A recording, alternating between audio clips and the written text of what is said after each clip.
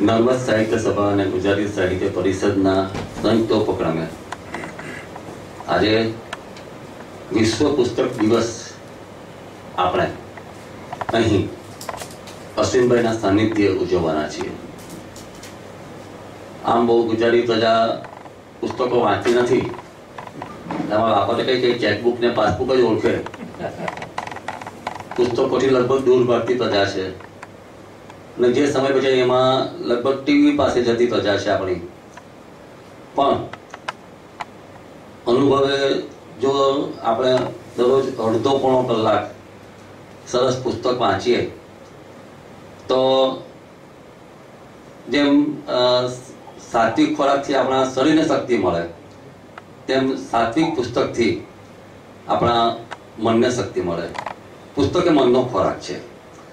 એટલે જો અડધો કલાક આપણે ટેવ પાડીએ પુસ્તકો વાંચવાની, અને મેં તો મારા અનુભવમાં મને લાગ્યું છે કે જ્યારે જ્યારે પણ મેં સરસ પુસ્તક વાંચ્યું છે ત્યારે મારા મનમાં ઘણા બધા બદલાવ આવ્યા છે.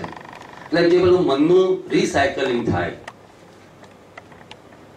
મનમાંથી નકારાત્મક વિચારો લગભગ દૂર થતા જાય, કારણ કે આપણે પુસ્તકો દ્વારા વિચારતા થઈએ. સારું ખરાબ વિચારવાની પણ સૂઝ આવે, આવડત આવે, એની પણ કળા શીખી શકાય. પણ સાહિત્યના પુસ્તકો મેં તો ઘણી બધી શાળાઓમાં વાર્તાઓ કરી છે, પણ આ વાર્તાઓ દ્વારા, નવલકથા દ્વારા, કવિતા દ્વારા આપણે આપણી મનની તાકાતને વધારી શકીએ.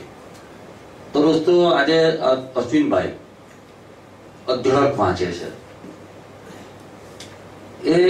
એના બે મુખ્ય કામ, લખતા હોય અને વાંચતા હોય. પણ જે વાંચે છે એટલે ફક્ત વાંચવાની પણ આખી હું સરસ એના વિશે કલાક બોલી શકું કેવી રીતે વાંચવું જોઈએ, પણ વાંચવાની પણ એક કળા છે. એટલે માત્ર વાંચી જઈએ તો સમય પસાર થાય, પણ જે આપણે મનની અંદર જે એનું આમ પેલું રાસાયણિક પ્રક્રિયા થવી જોઈએ, પુસ્તકના વિચારો અને મનમાં બેઠેલી ગ્રંથિઓની, તે ન થાય. તો આ માણસ, એટલે મને તેમ થાય કે દર અઠવાડિયાનું ક્યાં કાર્યક્રમ રાખીએ, કારણ કે એટલા બધા પુસ્તકો મેં વાંચ્યા છે, એટલા બધા પુસ્તકો વાંચ્યા છે. એટલે હું પણ કહી છે કે હું અંગ્રેજી પુસ્તક વાંચતા પણ કરી શકું લોકોને, કારણ કે એટલી એમનામાં ક્ષમતા છે. તો અશ્વિનભાઈ આજે કાવ્યોપચાર એટલે સાહિત્ય દ્વારા એક સાહિત્ય પણ થેરાપી છે. એટલે જો આપણે સંગીત થેરાપીની વાત કરીએ છીએ દર મહિનાના એક મંગળવારે, બીજા મંગળવારે, સાહિત્યની વાત તો આપણે કરતા જ હોય છે, પણ સાહિત્યમાં એક થેરાપી છે, એને એ રીતે વિકસાવવી જોઈએ. તો આજે અશ્વિનભાઈ આપણે કાવ્યોપચાર ને એ દ્વારા સાહિત્યની નજીક થઈ જશે. આપ તો માણો અને વિચારતા થાવ. અશ્વિન દેસાઈ. ડોક્ટર ઓઝા સાહેબ, પૂજ્ય નાનુ બાપા, ભાઈ શ્રી જનક અને સૌ જિજ્ઞાસુ મિત્રો, વિશ્વ પુસ્તક દિન શેક્સપિયરનો જન્મદિવસ, શેક્સપિયરનો નિર્વાણ દિવસ. મને એમ ખ્યાલ છે કે સર્વાન્ટિસનો પણ આ જન્મદિવસ છે. એક ત્રીજા લેખકનો પણ છે, પણ મને એનો અંદાજ નથી.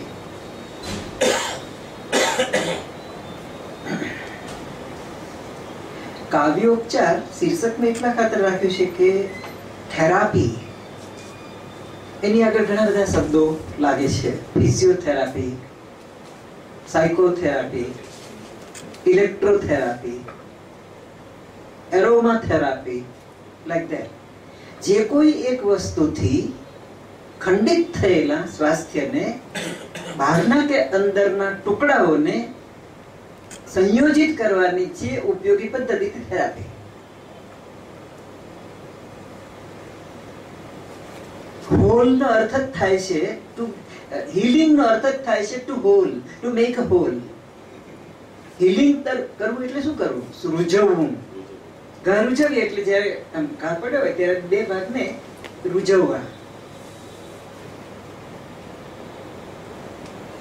હોલિસ્ટિક એટલે અને સાયકોસોમેટિક, આ બધા શબ્દો બીજી વિદ્યા શાખાના છે પણ સમજાયેલા છે. સાયકોસોમેટિક મન અને શરીરના સંબંધનો જે પૂરેપૂરો ખ્યાલ કરે તે. Holistic, integral, complete. એક સમય એવો હતો જ્યારે એમ મનાતું હતું કે શારીરિક રોગોને કે શારીરિક અસ્વાસ્થ્યને મન સાથે બહુ સંબંધ નથી. પણ અસંખ્ય એવા સંતોએ, કવિઓએ, ચિંતકોએ, ગદ્ય લેખકોએ અને મેનેજમેન્ટના નિષ્ણાતોએ પણ ભારપૂર્વક કહ્યું છે કે whatever that is inside is of more important. Emerson કે છે કે ઉપર શું છે, નીચે શું છે, આજુ શું છે, બાજુ શું છે, એનું કઈ મહત્વ નથી. મહત્વ અંદર શું છે. જો કે કોઈ પણ વસ્તુની હયાતી અંદર અને બહારની સંયોજિત પરસ્પર અન્યોન્યની પ્રક્રિયાથી થતી હોય છે. Nothing exist in isolation, nothing is autotelic. કશું જ સ્વયં સંપૂર્ણ હોતું નથી. આઇસોલેશનમાં, એકાંતમાં, એકલવાયું, છૂટું પડી ગયેલું એકલું હોતું નથી. એટલે મને રહી રહીને એવું સમજાયું. થોડીક માનસિક વેદનાઓ પણ ક્યારેક ક્યારેક બેઠેલી છે, શારીરિક વેદના પણ બેઠી જોઈ છે, અને લખી પણ જોયું છે કે શારીરિક વેદના કેવી રીતે બેઠી શકાય. મહંત અને સંત ગણાતા અને તત્વચિંતકો ગણાતા, લેખકો ગણાતા, દ્રઢ મનોબળ વાળા ગણાતા માણસોએ કેવી કેવી રીતે વેદના બેઠી છે અભ્યાસ પણ કરી જોયો. એને આધારે થોડીક વાત હું અહીંયા આપની સમક્ષ રજૂ કરીશ. પછી થોડીક ચર્ચા કરવાની ઈચ્છા હોય તો આપણે તેમ કરીશું. કારણ કે હું મોટે ભાગે નિર્દેશો કરીશ. કોઈ એક આખી કૃતિ રજૂ કરવાનું શક્ય બનશે નહીં. આપણી પાસે સમય અને આપણી પાસે જે વ્યવસ્થા છે તેના ભાગે. યા કુંદેન્દુ તુષાર હાર ધવલા, યા શુભ્ર વસ્ત્રાવૃતા ઢંકાયેલ, યા વીણા વરદંડ મંડિત કરા, યા શ્વેત પદ્માસના, યા બ્રહ્માચ્યુત શંકર પ્રભૃતિભિ દેવે સદા વંદિત, શામમ પાતુ સરસ્વતી ભગવતી નિઃશેષ જાડ્યાપહ. આ છેલ્લો શબ્દ યુગ્મ. જે દેવી સરસ્વતીએ મોગરાના ફૂલની જેમ, ચંદ્રની જેમ, બરફની જેમ, સફેદ હારની જેમ શુભ્ર વસ્ત્રોને ધારણ કર્યા છે, જેનો સુંદર કર વીણા ઉપર શોભી રહ્યો છે, જે શ્વેત કમર ઉપર વિરાજે છે, બ્રહ્મા, વિષ્ણુ, શંકર વગેરે દેવો સદા જેમને વંદે છે, તે સંપૂર્ણ જગતને હરી લેનાર માં સરસ્વતી, કૌંસમાં મારું કૌંસ પૂરો અજ્ઞાન, કૌંસમાં રૂપી જડતાને નિઃશેષ કરો.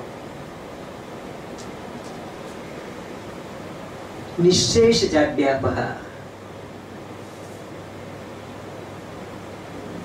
આપણી આ સદીનો સૌથી મોટો જો કોઈ રોગ હોય ને તો તે સંવેદન બધિરતા છે.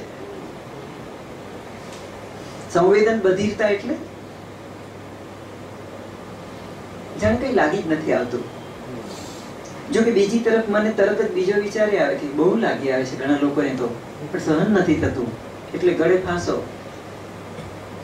લાગી આવ્યા વિના થોડું કઈ આપઘાત કરે? કોણ જાણે કેમ હું વિચાર કરું છું ત્યારે સામેનો વિચાર તરત જ પાછો પ્રગટ થઈને મને સમતોલ કરે છે. આપણાથી એમ ન કહેવાય કે આ જમાનાના કોઈ પણ માણસને લાગી નથી આવતું, પણ જડતા જે છે તે ક્યાં છે? હું ગાળ દેવાની હદ સુધી ત્યાં જાઉં છું. આ દુનિયામાં જેમની પાસે સત્તા વધારે છે, જેમની પાસે સંપત્તિ વધારે છે, જેમની પાસે શસ્ત્રો વધારે છે, તે લોકો ભયંકર જડ છે. હદ સુધી, હદ બહારના જડ છે. એમાં જો સૌથી પહેલો કોઈનો નંબર આવે તો America.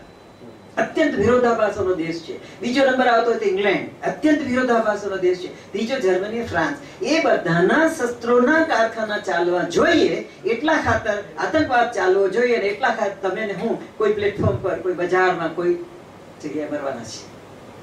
And I'm pretty sure that this fundamentalism will never come to an end. કારણ કે આ જે ઉપર બેઠેલા છે એ લોકોની સંવેદન જડતાનો પાર નથી. બરાક ઓબામા હજી તો આવ્યા નહીં આવે એટલામાં શાંતિનું પારિતોષિક, હજી તો આવ્યા નહીં આવે એટલે પેલું બાઇબલ અબ્રાહમ લિંકન વાળું લઈને સોગંદ ખાધા. અને શું કરે છે આજકાલ તમને ખબર છે? ઇકોનોમિક હન્ટમેન નામનું એક પુસ્તક છે.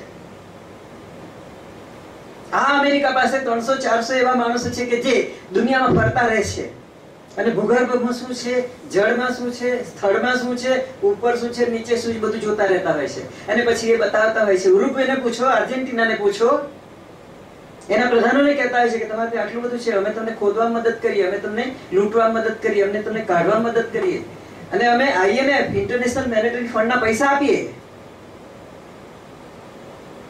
તમે ખોદો, તમે કાઢો. ને તમારી પાસે સાધન સામગ્રી અમે બેઠા છીએ. અમેરિકાની કંપની કામ કરતી હોય છે. અને પછી જ્યારે આપેલી લોનના વ્યાજની રકમ વધતી જાય છે ત્યારે દેશના વડાપ્રધાનોએ કે સંચાલકોએ ક્યારેક હાથ ઊંચા કરવા પડે કે અમારા ત્યાં થઈ શકે નથી. અને આર્જેન્ટિના અને ઉરુગ્વેના પ્રધાનોને વિમાની અકસ્માતમાં મરી ગયા છે. મારી ગયા, મારી નાખ્યા એમ કહું તો મારા પર કોઈ દાવો કરી શકે.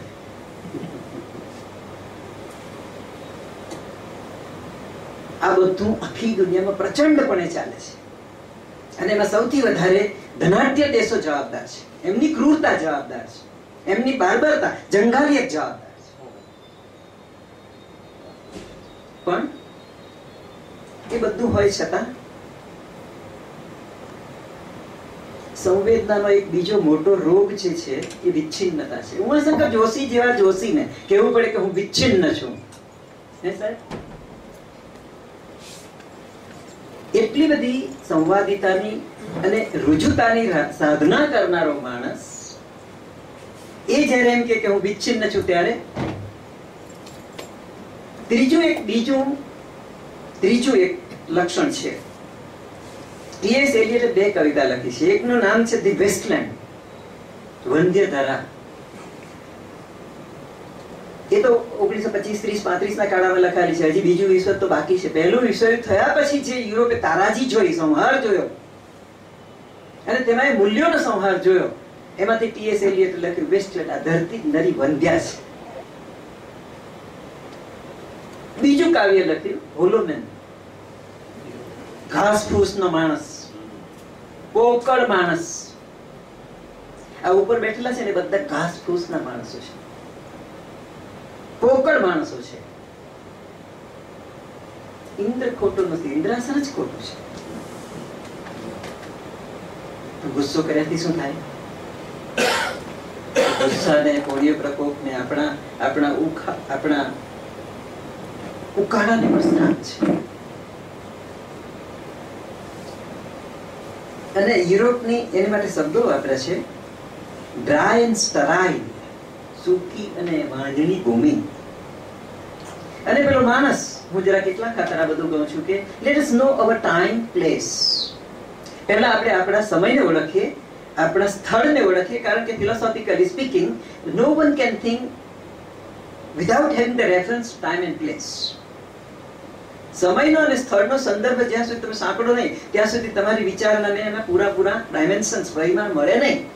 એટલે આપણે આ સમયમાં જીવીએ છીએ.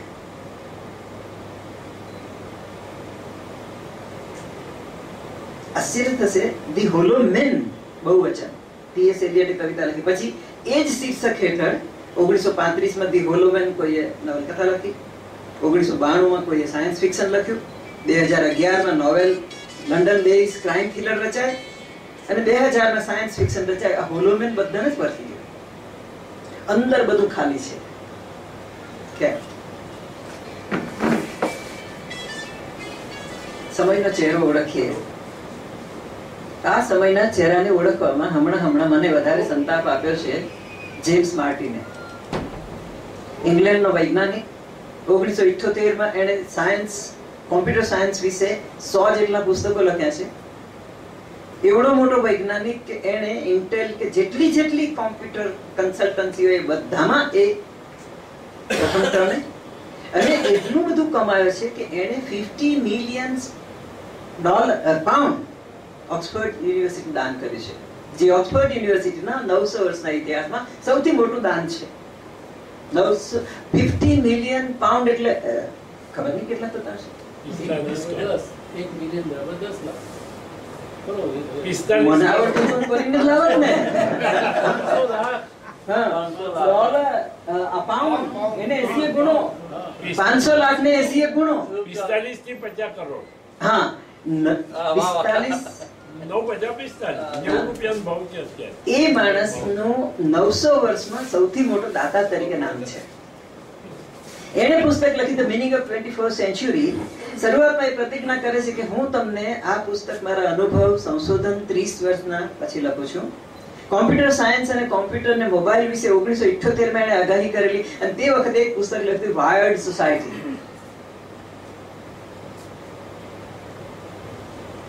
એ લખે છે એમ કે છે શરૂઆતમાં પુસ્તકમાં 450-500 પાનાના પુસ્તકમાં કે હું આગામી 21મી સદીના જે પ્રશ્નો ઉભા થવાના છે એના ઉકેલ સૂચવવાની મથામણ રૂપે આ પુસ્તક લખું છું. અને દર 15મે પાને બિચારો 14 આંસુ રડે. તમે ફીલ કરી શકો. 20મી સદી બાહ્ય યુદ્ધોની સદી હતી. World war. 21મી સદી દરેક વ્યક્તિના અંતઃકરણમાં ચાલતા આંતરયુદ્ધની સદી છે. Because plurality is so much. નીતિ એટલે શું એમ કહેનારો એક જણ કહેશે તો બીજા 7 જણા ઉભા થઈને કહેશે કે આ નીતિ. એટલે પેલો તો રહેસાઈ જાય. અને એ દોસ્તોયેવસ્કી શબ્દો વાપરે, ટોર્ન બિટવીન એક્સ્ટ્રીમ્સ.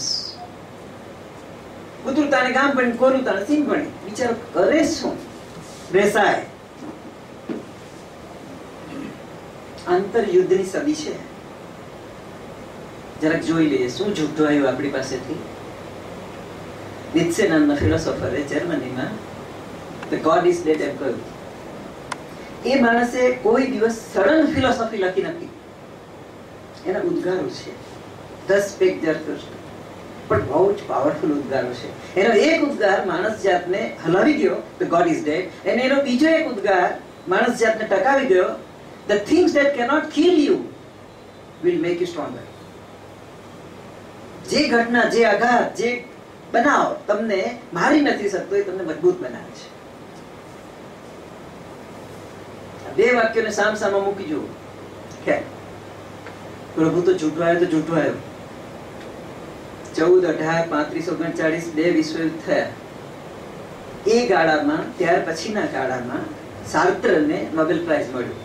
લાઈફ નામનું એક બહુ જ મોટું મેગેઝિન આવતું હતું સાહેબ, તમે જોયું જ હશે. સાર્ત્રને જ્યારે નોબેલ પ્રાઇઝ મળી ત્યારે એ સાર્ત્ર ક્યાં ઊભો છે? વિશાળ અફાટ દરિયામાં. પણ એ ઊભો છે તે નીચે બરફની શિલા છે. અને એને ખબર છે કે આ બરફની શિલા ઓગળી જવાની છે, હું પતો ન હતો થઈ જવાનો છું. અને એ બરફની શિલા એટલે ધર્મ. પેલો ભગવાન તો જૂઠો આવ્યો તો જૂઠો આવ્યો, ધર્મ પણ જૂઠો આવ્યો. અને રહી ગયું શું? યંત્ર વિજ્ઞાનનો અને વિજ્ઞાનનો સંહાર. ટાગોરે છેલ્લું વ્યાખ્યાન આપ્યું ધ ક્રાઇસિસ ઇન સિવિલાઇઝેશન. એની અંદર એમણે કહ્યું કે જગત શીખ્યું છે સહકાર આપતા, પણ સંહાર માટે, સર્જન માટે નહીં. ગાંધીજીએ 125 વર્ષ જીવવાની આશા છોડી દીધેલી. શ્રી અરવિંદે એમના અનુયાયીઓ સરસ રીતે કહે છે કે એમણે દેહ છોડ્યો. અરે છોડ્યો છે ને, ભલાને છોડી દેવું એવી જમાનાની કસોટી છે. અને એમણે એમ કહ્યું કે હજી પણ પૃથ્વી એક સુવર્ણ પાત્ર તરીકે દિવ્ય તેજને ગ્રહણ કરવા માટે તૈયાર નથી. 3 માણસો સમર્થ આપણા દેશના. આપણે ક્યાં આવીને ઉભા છીએ? બરફની શિલા પર. તમે રોજ જો સમાચાર વાંચો ને તો રોજ બરફની શિલા પર તમે ઉભા હો. એરિક ફ્રોમ કહે છે કે ભગવાન મરી ગયો કે નહીં મરી ગયો, પણ મને ચિંતા એટલી છે કે માણસ જીવે છે કે નહીં. એ એક આશાવાદી ફિલસૂફ છે, સાયકોલોજીસ્ટ છે, અને એણે સેન સોસાયટી લખ્યું, હેવ એન્ડ હેવ નોટ, ઘણા સારા આર્ટ ઓફ લવિંગ પુસ્તક આપ્યું. એણે એમ કહ્યું કે મારી ચિંતા માણસ જીવે છે કે નહીં તેટલી જ છે. આમે તો યુરોપે પહેલેથી ભગવાનની બાદબાકી કરી જ નાખેલી છે. ઔદ્યોગિક ક્રાંતિ થઈ તે પૂર્વેથી તમે જોજો, યુરોપ અને યુરોપની આખી સંસ્કૃતિ એ યંત્ર પ્રધાન છે. ભારત અને એશિયાની સંસ્કૃતિ મંત્ર પ્રધાન છે. યુરોપની આખી સંસ્કૃતિનો પ્રવાહ બૌદ્ધિકતાને ભરેલો છે. ભારત અને ભારતીય એશિયાની પરંપરા શ્રદ્ધાને હૃદયને ભરેલી પ્રવાહિતા છે. ભારત અને એશિયાની આખી સંસ્કૃતિ સમાજલક્ષી ધોરણથી વર્તે છે, જ્યારે યુરોપ અને અમેરિકાની આખી સંસ્કૃતિ વ્યક્તિલક્ષી સ્વતંત્રતાને અનુસરીને વર્તે છે. વાંચો સમાચાર. કૌમાર્ય વેચવાની જરૂરિયાત નથી, પણ પૈસા માટે, અભ્યાસ કરવા માટે હવે કુંવારી કન્યાઓ કૌમાર્ય વેચે છે ઇન્ટરનેટ પર. શેની કોમોડિટી નથી બનાવી. હું ગયો છું લાસ વેગાસમાં, ફ્રાન્સની રાત્રિઓ મેં પણ જોઈ છે. આઈ જસ્ટ ફેલ્ટ ઇટ કે આ પ્રજાએ કઈ વસ્તુનું વ્યાપારીકરણ નથી કર્યું.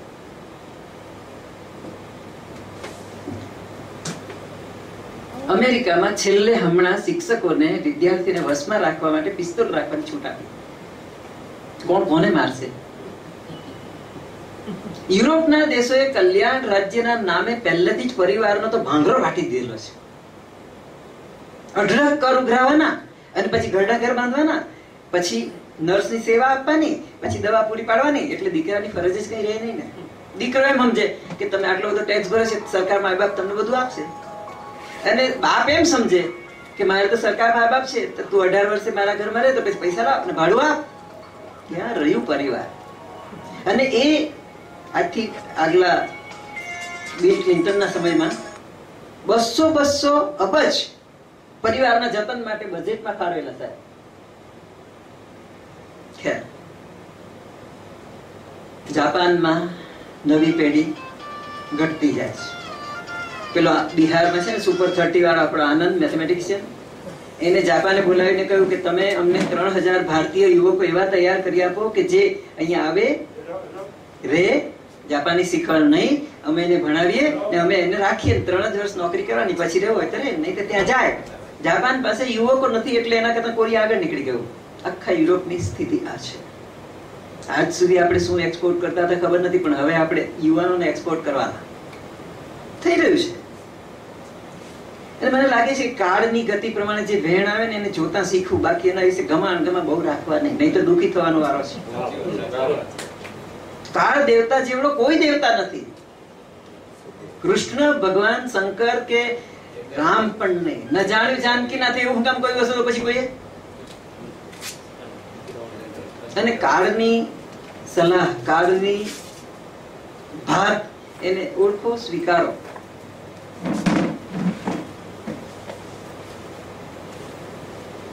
ક્યાંય જે કચરાનો નિકાલ ન થાય તે અણુ કચરો એને ધરતીમાં દટાય નહીં, દરિયામાં ડુબાડાય નહીં, આકાશમાં ફેંકાય નહીં. 400 વર્ષ સુધી, 40 વર્ષ સુધી જીવાણુ મથક સેવા આપે. 400 વર્ષ સુધી તમને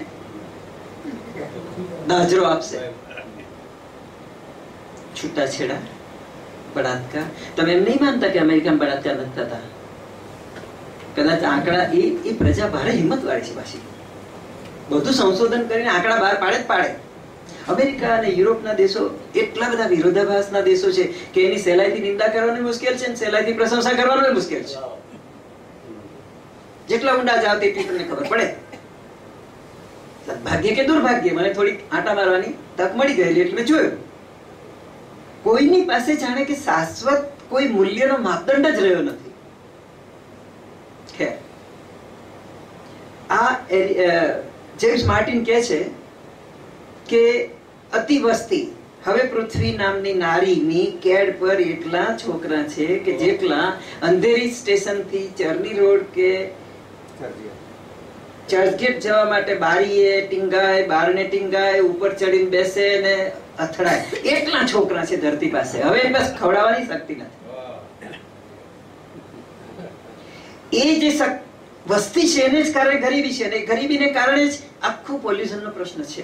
કારણ કે જે માંસાહારીઓ છે એ લોકો વનસ્પતિ ખાનારા પશુઓને ખાય છે, તો પેલું એક માણસ જેમાંથી ખાઈ શકે વનસ્પતિમાંથી, અને જો માંસાહારી ખાઈ શકે તો 6 ગણું ખાય જ્યારે પશુ, ત્યારે એક માણસનું માંસ ખાવાનું થાય. હરિહંચો જુદો છે ને. શાકાહારી બધા જ જો હોય શાકાહારી તો જગત ચાલે એમ નથી.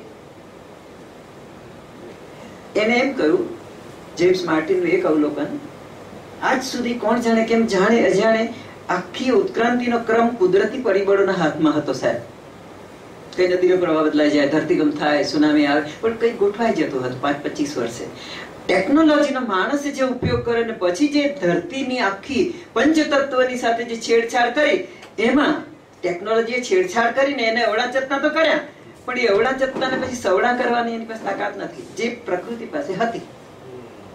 આ મોટામાં મોટું પરિવર્તન છે. એક નાનકડું ઉદાહરણ, કોડ નામની માછલી, કોડ લીવર ઓઇલ સાહેબ, દરિયાનું આવડું અમથું માછલું, એ 6 વર્ષનું થાય પછી જ બીજા બચ્ચાને જન્મ આપે. પણ આ ભૂખાડવા માનવ જાતના વ્યાપારીઓએ, ઉદ્યોગવીરોએ એ 6 વર્ષનું થાય તે પેલા પકડીને ડબ્બા ભરીને વિદેશમાં મોકલ્યા, અને હવે દરિયામાં કોડ નામની માછલી શોધેલી મળે એમ નથી. એવી રીતે અસંખ્ય જીવોની નાશ પામી છે. કેફી દ્રવ્યોનું સેવન, વૈભવનો કાદવ, ગળાકાપ સ્પર્ધા, આંતરરાષ્ટ્રીય દેશો વચ્ચેની રમતો, દેવામાં ડૂબતું જતું યુરોપ. ગ્રીસના વડાપ્રધાનને ખબર નથી કે એના માથે એકડા ઉપર કેટલા મીંડા મૂકીએ. હું આ બધું આંકડા સાથે કહી શકું એમ છું, તો કેટલું દેવું છે એને ખબર નથી. 100 વર્ષની જૂની બેન્કિંગ વ્યવસ્થા ધડામ તૂટી ગઈ, પત્તાના મેલ કરતા સહેલાઈથી. ચીનમાં માણસને યંત્ર બનાવવાનું કારખાનું ચાલે છે. અને આતંકવાદ મેં આગળ જ કહ્યું, થોડોક બળાપો મારો પહેલા જ મેં ખાલવી નાખ્યો કે જેથી શાંતિ થાય. અને મને ચોક્કસ ખાતરી છે ભ્રષ્ટાચાર, આતંકવાદ, શસ્ત્રોનું ઉત્પાદન નથી જવાના. કારણ કે જેમ એક ગામનો પટેલ હોય ને, અભિમાની હોય ને, બધી ગામની છોકરીઓ એને ભયમાં, ગામના છોકરાઓ ભયમાં, ગામની ખેતી ભયમાં, તેમ અમેરિકા જ્યાં સુધી આ રીતે વર્તશે ત્યાં સુધી આખી દુનિયા ભયમાં છે.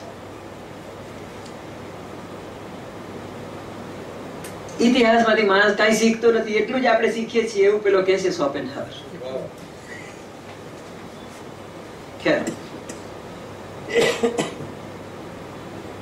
આધુનિક માનવીની પ્રગતિ વિશે વિલ ડુરાએ પણ શંકા સેવેલી સાહેબ. ને લેસન્સ ઓફ હિસ્ટ્રીમાં છેલ્લું પ્રકરણ લખેલું, ઇઝ ધીસ પ્રોગ્રેસ રિયલ?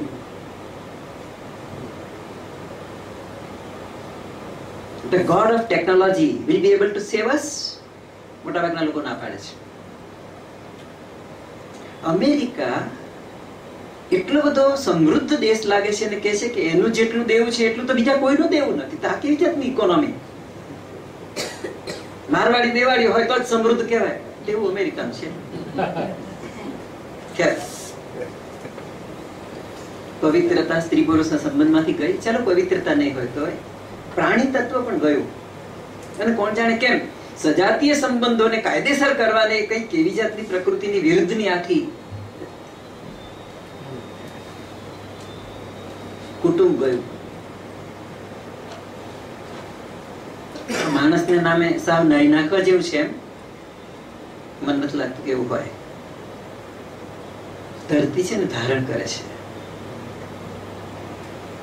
સૂર્યને હજી પણ લોકો કેટલાક એવા કહેવા લાગ્યા છે ફિઝિસિસ્ટ કે સૂર્ય ઠંડો પડતો જાય છે, અને કેટલાક કહે છે ગ્લોબલ વોર્મિંગ વધતું જાય છે. આ બી એક બહુ મોટો પ્રશ્ન છે. હમણાં મેં પુસ્તક વાંચ્યું, એમાં જેમ્સ માર્ટિન કહે છે કે માનવ જાતની પત્તર ફાડી નાખે એવી 17 ઉપાધિ છે, મેં લેખ લખેલું છે આખું. અને તેની સામે વળી બીજો એક નીકળ્યો આશાવાદી ચિંતક, તે કહે છે કે 17 બાબતો સુખી થવા જેવી છે. વિજ્ઞાન પણ પૈસાને વેચાયેલું છે. આ દુનિયા કોનો ભોગ બની છે? એક તરફ બ્યુરોક્રેટ્સ, બીજી તરફ ઇન્ડસ્ટ્રીયાલિસ્ટ, ત્રીજી તરફ ભાડે વેચાઈ ગયેલા વૈજ્ઞાનિકો, અને ચોથી તરફ સત્તાધીશો. ચારના બરાબર સકંજામાં દુનિયા છે.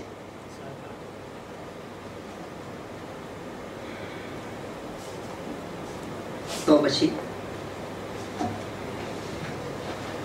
હવે હું એક કવિતાનો આશ્રય લઈશ. અને એનાથી આગળ ચાલીશ. તારા ભણી નજર. અહીંયા આ સૂફી કવિતા એમ કે છે કે તારા ભણી નજર એટલે ભગવાન ભણી નજર. અને એ છે હઝરત ઇનાયત ખાન, વડોદરાના નિવાસી. 1940માં ઇંગ્લેન્ડમાં જઈને એમણે સૂફી પંથનો બહુ જ મોટો સારો પ્રચાર કરેલો. એનું એક કાવ્ય છે, મને સ્પર્શી ગયું છે ને એમાં બરાબર આજની સ્થિતિ, માનવીની સ્થિતિ, હવે પેલું જગતની ચંજાળ છોડું છું, માનવીની સ્થિતિની એટલી સરસ માર્મિક ગ્રાફિક તાદ્રશ ચિત્રણ છે. હું કવિતા વાંચીશ તો જરા મજા આવશે. તારા ભણી નજર. ભારે હૈયે હું મારા પ્રિયજનોને વિદાય લેતા જોઉં છું, ત્યારે હું તારા ભણી નજર માંડું છું. દુનિયાના પ્રેમમાં હું પરિવર્તન અને મર્યાદા જોઉં છું, ત્યારે હું તારા ભણી નજર માંડું છું. જેને હું મારું મારું કહું છું, છાતીએ વળગાડું છું, તે જ્યારે મારી છાતીથી ને હાથમાંથી જૂટવાઈ જાય છે, છીનવાઈ જાય છે, ત્યારે હું તારા ભણી નજર માંડું છું. મારા ગાઢ સાથીઓ મારા શોક વખતે પીઠ ફેરવી દે છે, ત્યારે હું તારા ભણી નજર માંડું છું. મને પણ જાણે કેમ કહેવાનું મન થઈ જાય, ચીનના વડાપ્રધાન જઈને પાકિસ્તાનને $46 અબજ ની ભેટ આપી.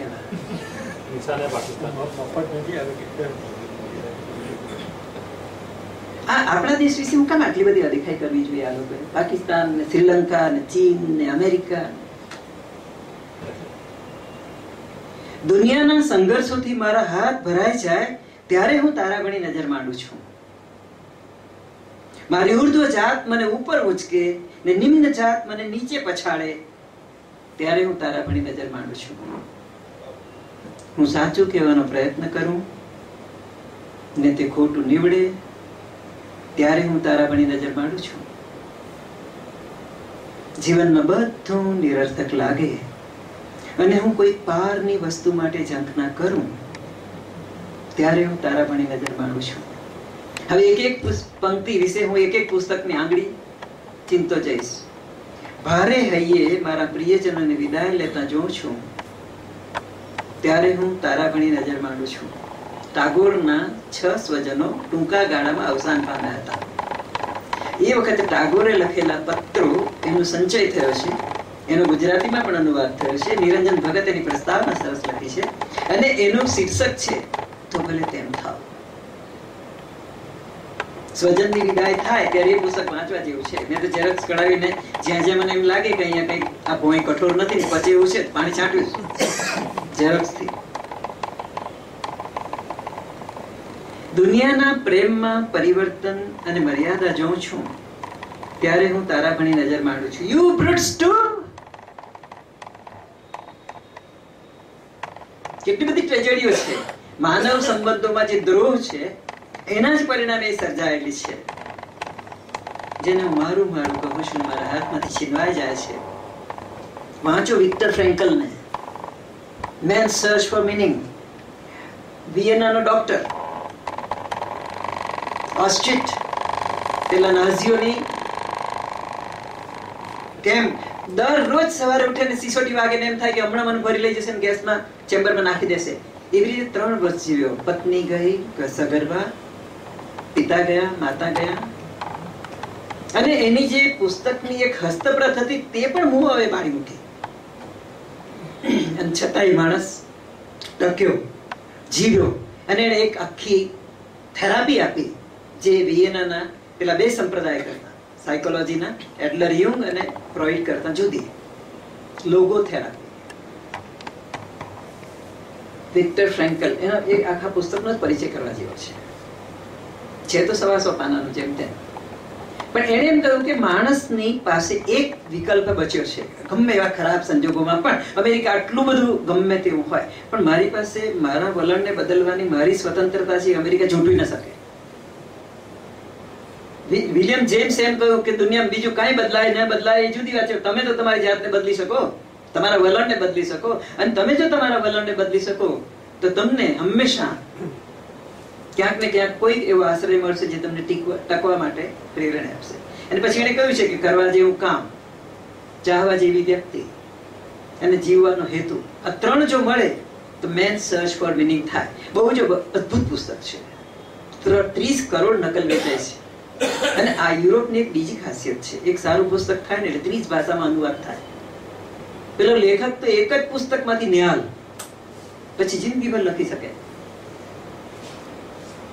દુનિયા મારી ઉર્ધ્વ જાત મને ઉપર ઉંચકે ને નિમ્ન જાત નીચે ખેંચે તો શું થાય? મંડલલ નભુભાઈ દ્વિવેદીની આત્મકથા વાંચો.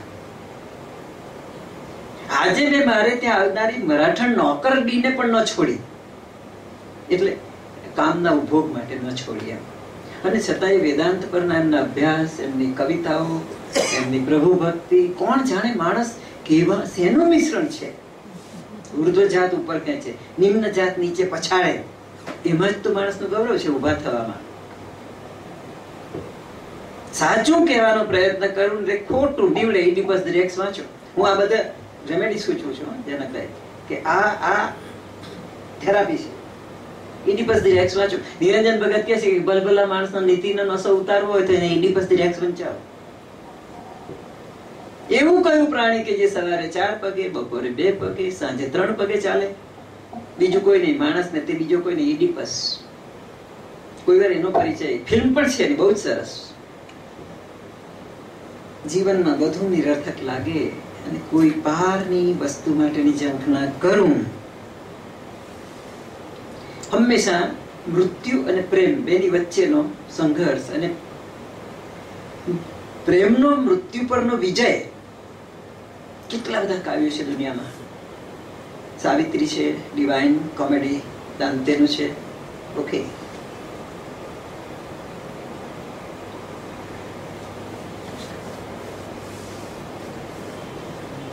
અને કવિતા ક્યાં તમને ટકાવે છે? રવિન્દ્રનાથ ટાગોરને નોબેલ પારિતોષિક મળ્યું અને કલકત્તાના લોકો હરખના માર્યા. એમને અભિનંદન આપવા કહેવા ગયેલા તો રવિન્દ્રનાથ ટાગોરે ના પાડી હતી, મારે અભિનંદન નથી જોઈતા. એ તો એવા નથી પાછા કવિ તરીકે, પણ નથી જોઈતા એમ. અને તે જ વખતે ત્યાં એક ઘરડો માણસ થોડાક પોતાના ધોતિયાની અંદર મોગરાના ફૂલ લઈને આવ્યો છે ને એને ઉપર જવું છે ને ચોકીદાર જવા દેતો નથી. કવિ ઉપરથી જુએ છે ને આ બધું કોણ છે? કે મારી પાસે બીજું કઈ નથી, આ થોડાક ફૂલ લઈ આવ્યો છું, તમારી ચરણે ધરું છું. એનું કારણ એટલું જ છે કે મારી દીકરી વિધવા થઈ છે અને તમારા નૈવેદ્યના કાવ્યો વાંચી વાંચીને જેમ તેમ ટકી ગઈ છે. This is therapy.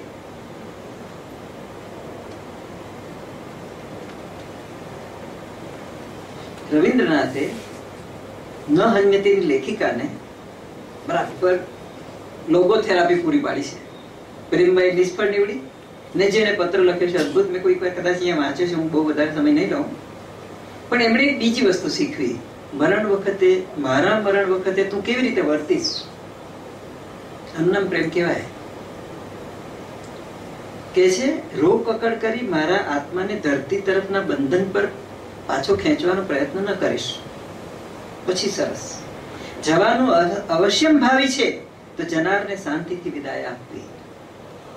કહેવું જો જવાનું જ છે તો જાઓ, તમે ઉર્ધ્વના પંથે પડો. અમારી લાગણી, અમારા સ્વાર્થના કારણે ઉભા થતા બંધનોથી તમારી યાત્રા કદી પણ અવરુદ્ધ ન થાવ. એમણે મૈત્રેય દેવીને શીખ્યું કે હું તું કરજે. જે અવશ્યમ ભાવી છે તેનો નત શિરે વિનમ્રતાથી સ્વીકાર કરવામાં જીવનનું ગૌરવ અને મૃત્યુની મહત્તા છે. મેં જોયું છે થોડાક નહીં જેવા અભ્યાસથી સાહેબ કે રવિન્દ્રનાથના કાવ્યોમાં અને કાવ્ય સૃષ્ટિમાં આશ્વાસન આપવાની જે અદ્ભુત શક્તિ છે તે બીજામાં ઓછી છે. શ્રી અરવિંદ મને ગમે ખરા, ગાંધીજીએ ગમે, પણ રવિન્દ્રનાથ પાસે એક આપણે જાણે કે ઘા પર પેલું ઘા બાજરિયું લગાડવાની આવડત છે, કલા છે. અવશ્યમ ભાવી સામે દિવાલમાં માથું અફાડવાથી, રાતું કાઢવાથી રક્ત વેડફાય છે અને દિવાલ કલંકિત થાય છે. તો જે થયું તે થયું, ભલે તેમ થાવ.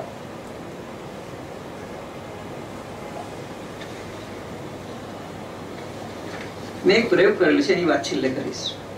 માર્ટિનની વાત કરી. શેક્સપિયરને આજે જન્મદિવસ, નિર્વાણ દિવસ, એનો પરિચ્છેદ પણ મેં વાંચેલો છે. અહીંયા મને ખ્યાલ છે કેટલાક મિત્રોને તરત ખ્યાલ આવશે, હું એકાદ પંક્તિ વાંચીશ એટલે ખબર પડી જશે. પણ મને યાદ આવે છે કે અદ્ભુત એને માટે બેનેડિક્ટ ક્રોચે કહેલું કે દુનિયામાં વિઝડમ જો હોય તો તે આ પરિચ્છેદમાં છે. આર્થર મિલર પૂછે પણ કઈક રિમાર્ક કરેલી to be or not to be, પણ આ રહ્યો આ પેરેગ્રાફ ને હું આખો નથી વાંચવાનો, તમને સૌને ક્યાંક ને ક્યાંક તો યાદ છે. ચડી જા વાણ પર, પવન તારા સડ પર ચડી ગયો છે ને તારે માટે જ વાણ રોકાઈ રહ્યું છે, ને મારા તને આશીર્વાદ. પોલોનિયસ, હેમ્લેટ, લાર્ટિસ, પેલો દીકરો વિદેશ જાય છે તો પિતાજી એને કહે છે આ પોએટિક થેરાપી છે. કોતરી રાખજે થોડીક શિખામણો, તારી સ્મૃતિમાં તારા વિચારને વાચા આપતો નહીં, કાચા વિચારને ક્રિયામાં ઉતારતો નહીં. એક એક વાક્ય મંત્રની કોટીનું છે. મળવું હળવું સૌને પણ વેવલા જરાય થવું નહીં. તારા જે મિત્રો હોય ને જેમની મૈત્રીને કસી લીધી હોય તેમને તારા હૈયામાં વજ્રલેપ કરીને પકડી રાખજે, પણ દરેકે દરેક જુવાન ને બેનની સાથે હાથ મિલાવે તારી હથેળી ઘસી ન નાખતો. આજકાલ તો હથેળી ઘસવાનું ચાલે છે. આટલી સરસ કવિતા હું ડફલા કરું નહીં, સારું લાગે ને, ડફલા નહીં કરવા જોઈએ. ઝઘડામાં પડતા તું વિચાર કરજે, પણ એક વાર પડ્યો તો એવી રીતે વધજે કે તારો પ્રતિસ્પર્ધી તારાથી ચેતતો રહે. વાત સાંભળજે સૌને, શિખામણ કોઈને આપતો નહીં. આમાં શિખામણ જ છે. That is contradictions. સાહેબ, ખરું સત્ય તો વિરોધાભાસમાં જ છે. કારણ પણ વસ્તુ ખિસ્સાને પરવડે તેવા કિંમતી પહેરજે, પણ ફેશનના અતિરેક વાળા નહીં. સુંદર પણ વર્ણાગી નહીં. અહીંયા ડકલું કરું. હું દિલ્હીમાં જતો હતો ને, સાહિત્ય અકાદમીના કાઉન્સિલ મેમ્બર તરીકે, ત્યાં હેબિટેટ નામનું એક સેન્ટર છે, ત્યાં ભેગા મળતા. તો એક અરોરા ફેમિલી મારી સાથે કંઈક મૈત્રી થઈ. મેં એ પાછા બંને fashion designer. I just ask them, what exactly do you mean by fashion designing, especially in terms of clothing? To cover the body and elevate the figure. વ્યાખ્યા જુઓ. To cover the body and elevate the figure. મને એકવાર વનિતા વિશ્રામમાં કામ કરતો હતો સાહેબ સાથે, તો મને પૂછ્યું છોકરાઓએ જાહેર સભામાં ને પછી અંદર કે સાહેબ કેવા કપડા પહેરવા જોઈએ અમારે? અહીંયા પોએટિક થેરાપી આવશે. કિમ વાસાંસી તત્ર વિચારણીય વાસઃ પ્રધાનમ ખલુ યોગ્યતાયાઃ. એ સજ્જનો, વસ્ત્રોનું શું પ્રયોજન છે એનો વિચાર કરો. કિમ વાસાંસી તત્ર વિચારણીયાઃ વાસઃ પ્રધાનમ ખલુ યોગ્યતાયાઃ. વસ્ત્ર તો પ્રધાન પસંદગીનું પ્રધાન કારણ છે. પિતાંબરમ વીક્ષ દદૌ સ્વકન્યામ ચર્માંબરમ વીક્ષ વિષમ સમુદ્ર. લેતા જાય. તો મેં કહ્યું કે ભાઈ આપણને ઝેરનો પ્યાલો નહીં મળે સમુદ્ર મંથનમાંથી, તેવા કપડા પહેરવાના. મેં કે સાહેબ તમે તો કવિતા પર ગોળ ગોળ કહી ગયા. મેં કવિતા ગોળ ગોળ જ સાચું છે. કેવા કપડા પહેરવાના? પિતાંબરમ વીક્ષ દદૌ સ્વકન્યામ. ખેર, કારણ કે ઘણી વાર વસ્ત્ર પરથી માણસ મપાઈ જતો હોય છે. કરજ કદી ધન લેવું પણ નહીં ને આપવું પણ નહીં. આપણી બેંકો તેનાથી જુદી. કારણ કે ઉછીનું ધન ઘણી વાર પોતાના ને મિત્રને પણ ખોવાય બેસતો હોય છે અને કરજ કરકસરની ધારબુટી કરી નાખતો હોય છે. 100 વાતની એક વાત. તું તારી જાત પ્રત્યે સાચુકલો રહેજે. દિવસને પગલે જેમ રાત્રિ આવે તેમ આના અનિવાર્ય પરિણામ રૂપે તું બીજા કોઈ પ્રત્યે અસત્યાચરણ નહીં કરી શકે. આવજે ત્યારે મારા આશીર્વાદથી આ શિખામણ તારામાં યોગ્ય કાળે સફળ બનો. જેટલા મારા વિદ્યાર્થીઓ બારડોલીથી ગયા છે, 69 વિદ્યાર્થી મારા અમેરિકામાં છે, 21 વિદ્યાર્થી ઇંગ્લેન્ડમાં છે, 13 વિદ્યાર્થી ઓસ્ટ્રેલિયામાં છે ને 7 નાયરોબીમાં છે. બધા મેં આ પેરેગ્રાફ છાપીને આપેલો છે. ખેર, પોએટિક થેરાપી. એમાં સૌથી વધારે મને એક પરિચ્છેદ સાંભળ્યો છે, તે પણ કદાચ મેં કોઈ વાર અહીંયા વાંચ્યો છે.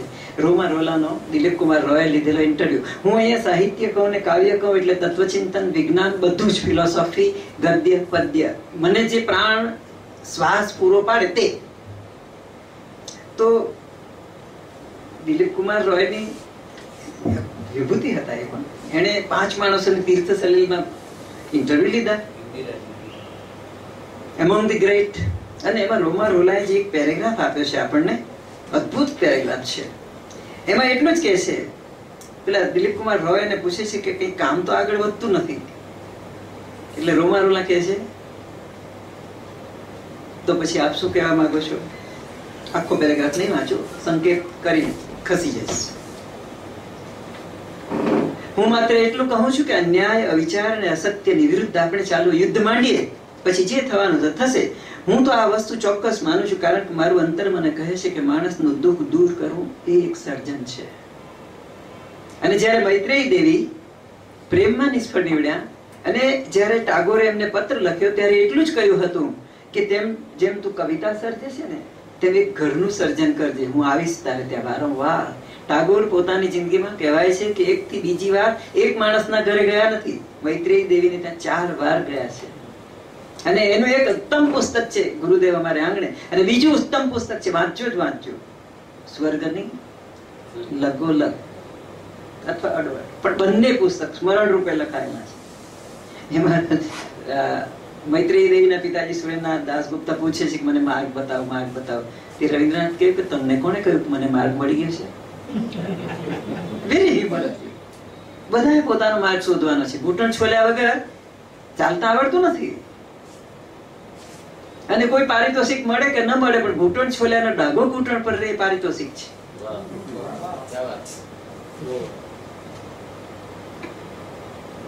આ સૃષ્ટિનો અંત ક્યાં છે? રોલા કે છે એ પણ સાહેબ અદ્ભુત લેખક, કેવડો મોટો જીન ક્રિસ્તોફ અને સંગીતનો જાણકાર માણસ, રામકૃષ્ણ પરમહંસની બાયોગ્રાફી લખનારો માણસ. એની શી ગરજ હતી ત્યાં બેઠા બેઠા? આપણું કામ તો માત્ર જાણવાનું છે, વધારે વધારે જાણવાનું, અસમાનતા અને અત્યાચારની સામે ઝઘડો કરવાનું, વધારે વધારે ઝઘડવાનું. પ્રગતિ, જગતના દુઃખ કષ્ટોનો નાશ એ તે કદી થવાનું છે કે બાકી? ખાસ કરીને જ્યારે આપણે જોઈએ છીએ કે કરોડો ક્ષુદ્ર પ્રાણી, પશુ, કીટ અને પતંગોના મરણ પર જ આપણું જીવન અવલંબેલું છે.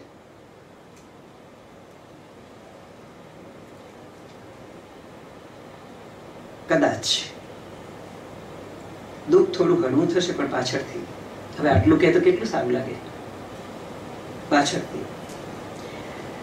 પરંતુ દુઃખનું સમાધાન થઈ જ જશે એવું કોણ કહી શકે? એટલે હું એટલું જ કહું છું, ચાલો આપણે કરીશું જેટલું થાય તેટલું. એના ફળનો વિચાર કરીને માથું દુખાવાનો કઈ અર્થ નથી. મહાફલેશું કદાચ. સંગીત, કાવ્ય, સેવા, જેમાંથી આનંદ મળે તે કરો. જ્ઞાનથી તૃપ્તિ મળે તો જ્ઞાન મેળવો. અને આ માણસ તે કોણ છે? માણસની સભ્યતા જો સદા પ્રગતિશીલ જ હોય તો આજ માણસ ગૌરવને કેવે ઉચ્ચ શિખરે ચડી ગયો, જરા વિચાર તો કરો. પરંતુ નિયતિના અંધ નિયમના અકલ ઉડાવને પરિણામે યુગ યુગની સંચેલી સંપત્તિ ધૂળમાં રગદોળાય છે. નિષ્ઠુર ભૂમિકંપથી મણિપ્રસાદ ભાંગી તૂટીને એકાકાર થઈ જાય છે. ફરી આપણે રચીએ છીએ. પછીનું વાક્ય બહુ સરસ. એક હાથે આંખના આંસુ લૂછી ફરી હાસ્યના આનંદના વિજય ગીતો ગાઈએ છીએ. શા માટે? કારણ કે જીવનનું મૂળ છંદ જ સર્જનનો છે. એટલે મને લાગે છે કે પ્રગતિની ચિંતા કરવાનો કાંઈ અર્થ નથી. છેલ્લું વાક્ય, પ્રયત્નનું ગૌરવ એ જ આપણી છાતીનો શ્વાસ છે. એ સિવાય માણસ શાની શોધમાં દોડી રહ્યો છે એ કઈ જાણે છે કે બાકી? એ શા માટે જીવવા ચાહે છે? મને તો એવું લાગે છે કે આજકાલે પોતાને ખાતર પણ જીવતો નથી, બીજાને ખાતર કશું સર્જતો નથી. તે એવું કંઈક ચાહે છે જે તેના સર્વસ્વ કરતા કંઈક મોટું હોય, કંઈક એવું જેનો આભાસ જીવનની કોઈ કોઈ પુણ્ય પ્રકાશની ક્ષણે મળે છે. નહીં તો જનક નાયક ને નાનુભાઈ નાયક ની સી પંચાયત છે કે દર વખતે અહીંયા આવી યોજના કરે? કંઈક આભાસ એનો સાંપડે છે.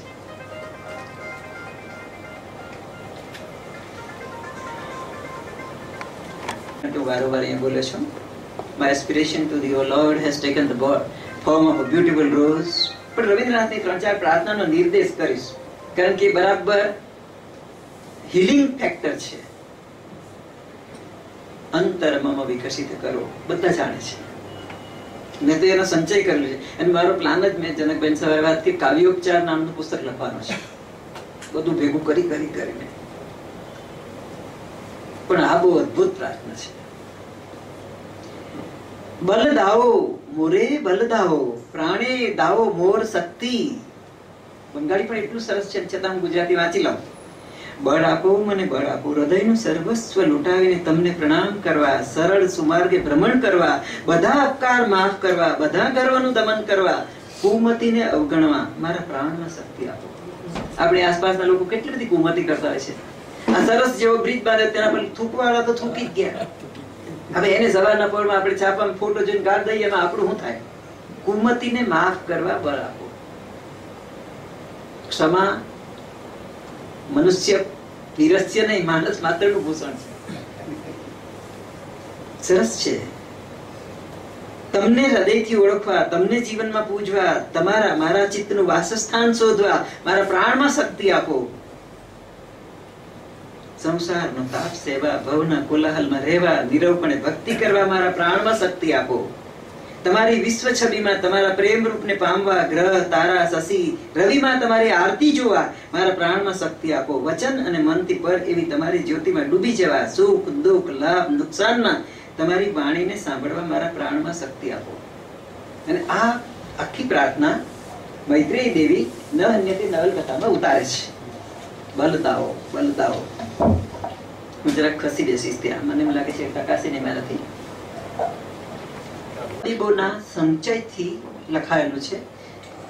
અને એમણે એમ સ્પષ્ટ કરી બતાવ્યું છે કે ખોરાકથી તબિયત બગડે તો દવાથી સુધરે, પણ વિચારને માફ કરવા શક્તિ આપો.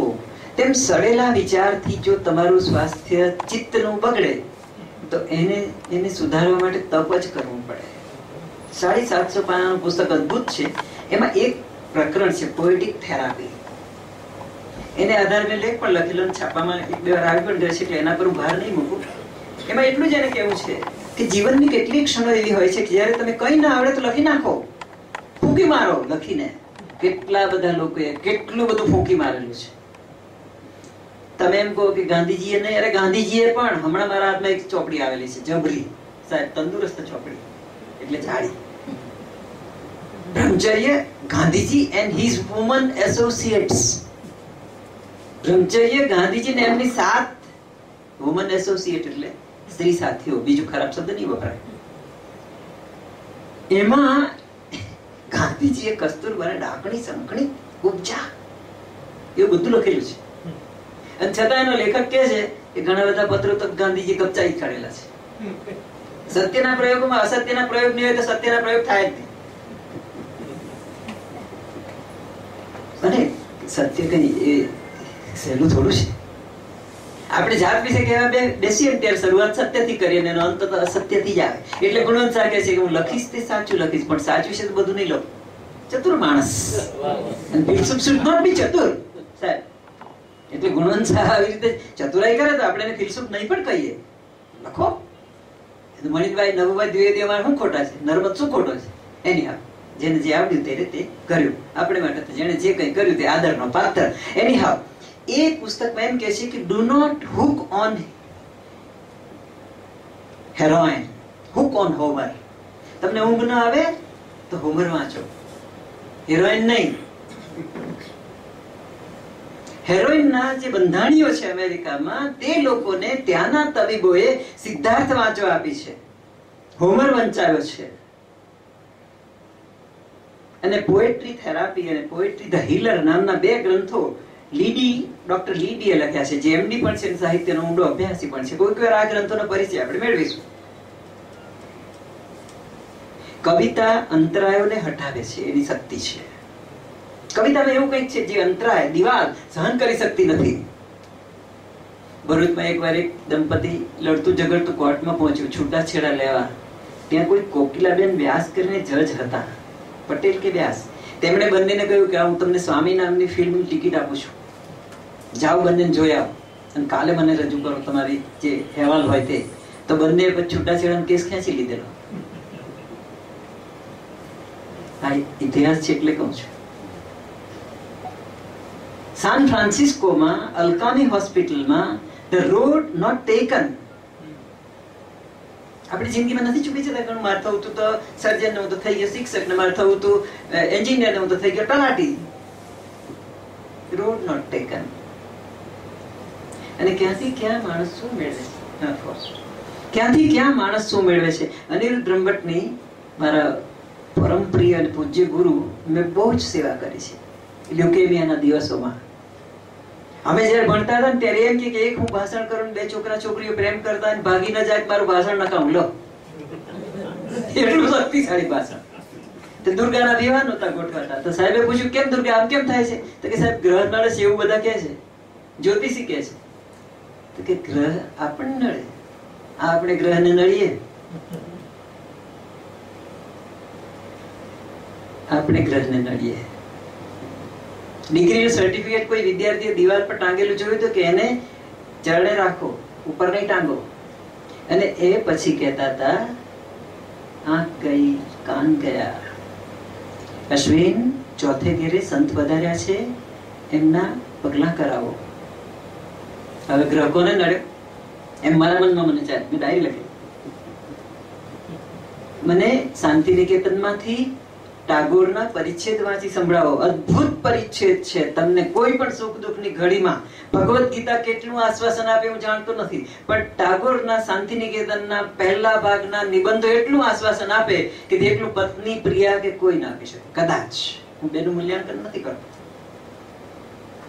દુઃખ પર જેમનો નિબંધ છે સરસ. તમને બધાને સુખ મળી જાય ત્યારે તમે ભગવાનને ફરિયાદ કરવા જાવ છો કે ઓહો મને તો વજન એમ વધારે મળી ગયું. જરાક દુઃખ મળે એટલે દોડી જાવ છો ત્યાં ફરિયાદ કરવા. ટાગોર કે છે નિષ્ઠા ઉપરનો નિબંધ છે. નિષ્ઠા કેવી હોવી જોઈએ? તો કે ગધેડા જેવી ને ઊંટ જેવી. લે અદ્ભુત નિબંધો છે, પણ દુર્ભાગ્ય એ છપાતા નથી. ને 3 ભાગનો 1 ભાગ કરીને ચાલો. ખેર કેન્સરના દર્દીઓને એ લોકો કવિતા વંચાવે છે. એલન ગિન્સબર્ગ એ તો એમ કહેતો, હા ગિન્સબર્ગ એ તો એમ કહેતો હતો કે જ્યાં જ્યાં લય તૂટે ત્યાં ત્યાં સ્વાસ્થ્ય તૂટે. પૃથ્વીમાં, પ્રકૃતિમાં, શ્વાસ ઉચ્છ્વાસમાં, હાઈ પ્રેશર લો પ્રેશર એટલે શું? લય તૂટ્યો તે. એટલે એ તો લયનો સમર્થક હતો. સીતાંશી સરસ નિબંધ લખે છે ગિન્સબર્ગ અને ઉમાશંકરની કવિતા ઉપર.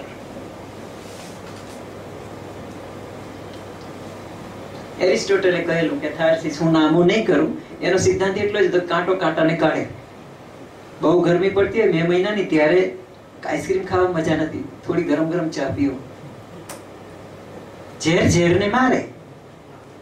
અને આરજી કોલિંગવુડનું એક સ્ટેટમેન્ટ છે, art is the community's medicine for the worst disease of mind, the corruption of consciousness. કેટલા સરસ શબ્દોને એને વ્યવસ્થિત મૂક્યા છે. Art is the community's medicine, સમાજની એક બહુ જ ઔષધિ છે, મોટી કળા. For the worst disease of mind, ચિત્તના નિકૃષ્ટતમ રોગો સામે, હઠીલા રોગો સામે, કરપ્શન ઓફ કોન્શિયસનેસ, ચેતનામાં ફેલાયેલા ભ્રષ્ટાચારને જીતવા.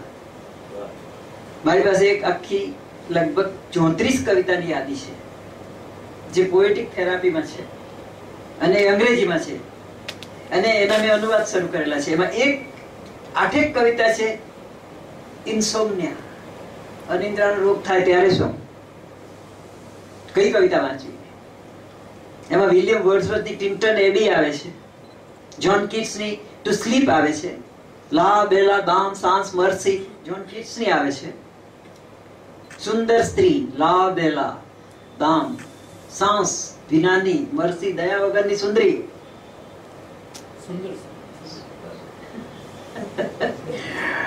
ફોર એન્ઝાયટી, ચિંતા થાય ત્યારે આટલી કવિતા વાંચો. The road not taken, time, you old gypsy man, the days is done, song of myself, Walt Whitman. આ બધા કવિઓ પાસે આશ્વાસન આપવાની અદ્ભુત શક્તિ છે. આ બધી કવિતાનો અનુવાદ મારે મારા પુસ્તકમાં છાપવો છે. થોડીક વાર લાગશે પણ થશે તો ખરું. નહીં તો પેલો રવિન્દ્ર મને શું કે ખબર, રવિન્દ્ર આપણો આજે નથી પારે, મને કે તું વાત કર્યા કરે ને, છોકરું જન્મે ને ખોળામાં આવે પછી એને રમાડાય. તારા મગજમાં ચોપડી હોય તેની અમારે શું લેવા દેવા, લખે તો જાણું કે લખી. પછી ડિપ્રેશન માટેની કવિતા છે, થોમસ કાર્લાઇલ ટુડે. અરે એટલી સરસ કવિતા છે, જેને જિંદગીમાં કરવા જેવું કામ મળી ગયું તેને એના ભગવાન મળી ગયા એમ કે છે. અને એ બીજી કેટલીક કવિતાઓ જે છે તે લેમ્પ્સ ફ્રોમ મેની લાઇટ નામની કોઈ એક લાઇબ્રેરિયન બેને સંચિત કરેલી લગભગ 56 કવિતાઓ છે સાહેબ. બધી કવિતામાં એક સામર્થ્ય છે, ટકાવવાનું, મરણની સામે, રોગની સામે, છળ કપટની સામે, છેતરપિંડીની સામે, બેકારીની સામે ટકાવવાની તાકાત છે. અને થોડોક નિર્દેશ હું કરી લઉં શ્રી અરવિંદના ગીતા નિબંધોનો. ગીતા નિબંધો ટાગોરના ગીતા નિબંધો નથી, પણ ગીતાંજલિમાં એક ગીતા છે, ગમે. રાધાકૃષ્ણન પંડિત છે એટલે એમણે શોધી આપ્યું કે કયો વિચાર કયા પશ્ચિમના વિચાર સાથે સંયોજાયેલો છે. ગાંધીજી તો ગીતા એટલે રોજના આચરણનો મુદ્દો, રવિશંકર મહારાજ. અને શ્રી અરવિંદ, મારે અતિભક્તિના દોષ વરીને નહીં પણ બહુ તટસ્થતાથી કેવું છે, એમના ગીતા નિબંધોનું જે ચિંતન છે એ ખરેખર એક ઋષિ દ્રષ્ટાનું દર્શન છે. એમણે એટલું જ કહ્યું છે કે એકમાત્ર હિન્દુ ધર્મ એવો છે કે જે એમ શીખવે છે કે યુદ્ધનો સ્વીકાર કરવો જોઈએ, કુરુક્ષેત્રનો સ્વીકાર કરવો જોઈએ. અને પછી એમણે બહુ સરસ રીતે સમજાવ્યું છે ગીતા નિબંધોમાં. જનકભાઈ કોઈ વાર આપણે અહીંયા વાંચીશું કે એનો કઈ ખેલ પાડીશું. એ એમ કહે છે કે સર્જન અને વિસર્જન બંને સિક્કાની બે પાસુઓ છે, પાસા છે. ક્યાં છે એવું સર્જન જે વિસર્જન વિના થયું હોય? મેં એના પર નિબંધ લખ્યા થોડા.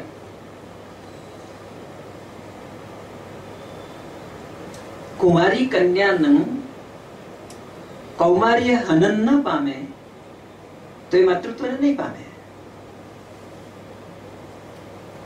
પુરુષનું બ્રહ્મચર્ય ભંગ ન પામે તો એ પિતૃત્વ ન પામે. ક્યાં ભંગ ને ક્યાં સર્જન? અને એમ કે છે કે આ તો પછી એ પોતે જ પ્રશ્ન ઉભો કરે છે કે આ લીલા ચાલ્યા જ કરશે એમ, સર્જન ને વિસર્જન ને સર્જન ને વિસર્જન. ત્યારે એ છેલ્લે કહે છે કે ચાલશે. એટલે કોઈ પાછો અધિરથે પાછો મને પૂછે, અશ્વિન તું આ ઠોકાઠોક કર્યા કરે હારો અરવિંદ નું લઈને, એમાં કઈ વાતમાં હવાત ખરો કે નહીં? એવું ખરો તો કેમ કરીને? મેં કીધું જુલેવનની વાતમાં તને હવાત લાગે તો અરવિંદની વાતમાં મને કેમ નહીં લાગે? તો કે જુલેવનની તો બધી વાત સાચી પડી જોઈ ને, એમ કે દોઢ વર્ષ પણ સાચી તો પડી ને. મેં કીધું શ્રી અરવિંદની વાતો સાચી પડવાની છે તો કેવી રીતે પડે? એમ કે માણસ દૈવી થાય કેવી રીતે પડે? તમે એક સાંભળ, ચોઈસ ઇઝ યોર્સ. એક શિષ્ય જઈને ગુરુજીને પૂછ્યું મને પ્રભુ દર્શન થશે? તો ગુરુજી કહ્યું થશે. તો ક્યારે?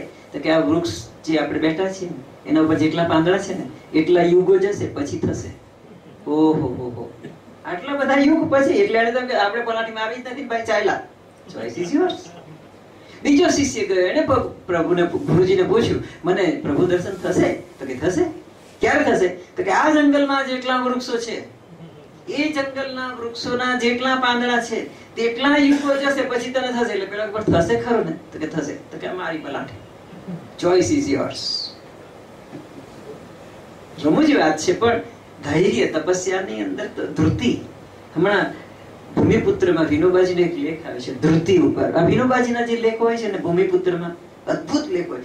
વિનોબાજી સાહેબ આપણા સંસ્કૃત સાહિત્યના, બંગાળી સાહિત્યના અને બીજા સર્વ ધર્મોના એક ઉપેક્ષા પામેલા અભ્યાસી છે. વિવેકાનંદ ખૂબ જાણે આપણે. વિવેકાનંદની સામે વિનોબાને ન જાણવા જેવા તો નથી જ નથી. મેં એના 21 વોલ્યુમ મંગાવ્યા છે, મને ખબર પડી કે 21 છે. એટલું સરસ છે. એનીહાવ હવે જરાક હું આગળ ચાલું ઝડપથી. તો પછી મેં મારા વિદ્યાર્થીઓ સાથે શું કર્યું? એક વિદ્યાર્થી મને કહ્યું સાહેબ પરણું કે ભણું, આગળ જાઉં કે? મેં કીધું અગ્નેયજીની નદી કે દ્વીપ નવલકથા વાંચી જાય. એમાં ભુવને લખેલો ગોરા પરનો પત્ર વાંચ. ભુવન અગ્નેયજીની નદી કે દ્વીપ નવલકથાનું વૈજ્ઞાનિક પાત્ર ને ગોરા એની વિદ્યાર્થીની. એને એટલું જ કહ્યું અંતઃકરણ જ્યારે સાક્ષી પૂરે અને જો તને કોઈ સાથીદાર મળે તો કોઈનો વિચાર કર્યા વિના તું તેની સાથે ચાલી જજે. રવિન્દ્રનાથ ગોરા નામની નવલકથામાં સુચરિતાને કહે છે, અદ્ભુત વાક્યો છે, જવું આગળ જવું, જવું આગળ જનારાઓનો આપણો વિરોધ કરનારાઓને ક્ષમા આપીને આગળ જવું. અસંખ્ય વાક્યો મને મળે છે પણ અહીંયા ક્યાં કહું. પછી મેં એક બીજું પુસ્તક વાંચ્યું, You have got to read this book. જનકભાઈ આપણે એનો પરિચય થોડોક અહીંયા મળેલો છે. એનો સાર આટલો છે, 55 માણસોએ 55 જાતની તકલીફની એનો જેક કેનફિલ્ડ અને એ લોકો જે સંપાદક છે એમણે ટ્રાન્સફોર્મેશનલ રીડિંગની વાત કરી છે સાહેબ. આખું રૂપાંતર કરી નાખે તમારું. 55 માણસો પાસે લેખ લખાયા છે, 55 પ્રિય પુસ્તકો છે અને 55 પાછા પુસ્તક લખ્યા અને 55 સંસ્થા સ્થાપી છે અમેરિકા. ને શરૂઆતમાં એને ભાંડીને ક્યાં જવાના આપણે? અદ્ભુત પુસ્તક છે. You have got to read this book. Confidence શું જોયો એનો? તમારા બાપનો છૂટકો નથી આ ચોપડી વાંચ્યા વગર, એમ થાય એને ગુજરાતી અનુવાદ. અને એમાં 55 પુસ્તકો છે. એના વિશે મેં પણ 30-35 લેખ કર્યા છે. એ પણ આ પુસ્તકમાં કાવ્યોપચારમાં જ આવશે. એટલો એક નાનો લેખ છે, tree grows in Brooklyn, Betty Smith. તો એટલી જ એક ઘટના છે કે એક બાઈ, પતિ અવસાન પામ્યો કેન્સરથી, ઘણી તકલીફ પડી, પાર વિનાની તકલીફ પડી, જીવવાનું મુશ્કેલ થયું. પણ એને એટલું જ જોયું કે પેલું ટ્રી બ્રુકલિનમાં એક ઘર પર જમીન નથી, પાણી નથી, અને છતાં દિવાલ તોડીને ઉપર ઉગે છે. તો એ પ્રાણ શક્તિ આવી ક્યાંથી? તો મારી પ્રાણ શક્તિ ગઈ ક્યાં? આવી રીતના પુસ્તક ચાલે છે. આવી રીતે એ બધા પુસ્તકોમાં કોઈ ને કોઈ મળે છે. અદ્ભુત પુસ્તક છે. અને લાઇટ ફ્રોમ મેની લેમ્પ્સ મને સૌથી વધારે સંપ્રદાય મુક્ત પ્રાર્થનાનું કોઈ પુસ્તક ગમે હોય તો ઓપનિંગ ધ ડોર્સ વિધિન, એલિન કેગી. એનો સરસ અનુવાદ કર્યો છે કુંદનિકાબેન, ઈશા કુંદનિકા. ઉઘડતા દ્વાર અંતરના એકે એક 365 પાના. સવારે એક પાનું વાંચો તો ક્યાંક ને ક્યાંક અગરબત્તીની સુગંધ કે દીવાનું અજવાળું પ્રસરે પ્રસરે ને પ્રસરે જ. ક્યાંક ક્યાંક બાઇબલનો ટચ આવે છે પરમ શક્તિ તરીકે.